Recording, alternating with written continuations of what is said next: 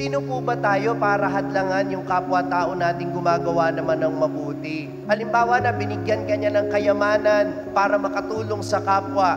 Ikaw ay kabilang sa isang ministry na kapaglilingkod ka sa Diyos, pero tandaan mo yan ay pribilehiyo. Hindi mo yan karapatan.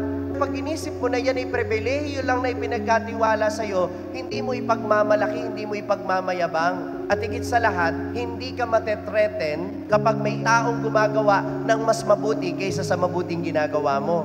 Yun ang problema sa atin, kung minsan swapang tayo sa biyaya. Gusto natin tayo lang ang nagiging daluyan ng pagpapala sa iba. Kaya pag may ibang gumagawa na ng mabuti, lalo na pag hindi natin gusto yung mga taong yon, dinediscredit natin.